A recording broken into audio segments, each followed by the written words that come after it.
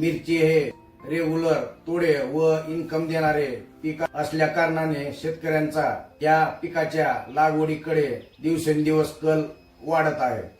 नमस्कार शेतकरी बंधूंनो, मी कृषी तज्ञ अमरसिंह लोमटे आपल्या मिरचीच्या झाडाची रोगप्रतिकार शक्ती वाढावी, अधिक फुटवा व्हावा, जास्त फुलकळी लागून योग्य पद्धतीनं सेटिंग व्हावी, तसेच मालाचे अधिक तोडे मिळावे, प्लॉट अधिक दिवस चालावा, यासाठी आपल्याला ठिबकच्या माध्यमातून दर 15 दिवसाला विविध प्रकारच्या सेंद्रिय व जैविक निविष्ठांचा वापर करणे देखील गरजेचं असतं।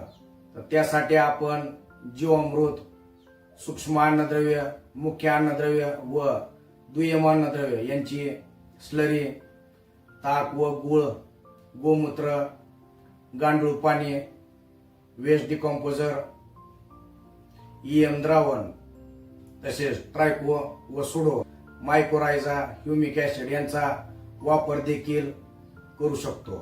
आपला मिरचीचा प्लॉट अधिक दिवस चालावा, झाडाची रोगप्रतिकार शक्ती वाढावी, तसेच अधिक फुटवा, अधिक फुलकळी, तसेच अधिक सेटिंग होऊन जास्तीत जास्त तोडे मिळावे, प्लॉट अधिक दिवस चालावा, विक्रमी उत्पादन मिळावे, यासाठी आपण फवारणीमध्ये तुळशी अर्काचा, ताक व गुळ, हळद व हिंगाच्या अर्काचा वापर, जीवामृताचा, एस्पर्नी अर्काचा, ब्रह्मास्त्राचा, वेस्ट डिकॉम्पोजर, द्रावण, ताक व गुळ, गोमूत्र, गांडूळ पाणी, NPK जीवाणू यांचा आपल्याला आलटून पालटून वापर करायचा आहे। विक्रमी उत्पादन घेण्यासाठी आपल्याला फवारणीमध्ये जास्तीत जास्त सेंद्रिय व जैविक निविष्ठांचा तज्ञांच्या सल्ल्याने वापर करायचा आहे, जेणेकरून झाडाची रोगप्रतिकार शक्ती टिकून राहील। विक्रमी उत्पादन घेण्यासाठी जास्तीत जास्त सेंद्रिय व जैविक निविष्ठांचा वापर करणं गरजेचं आहे। व्हिडिओ आवडला असेल तर व्हिडिओला लाईक करा।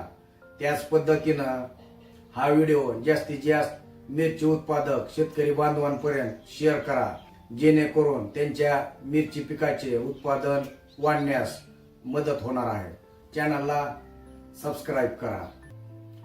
धन्यवाद।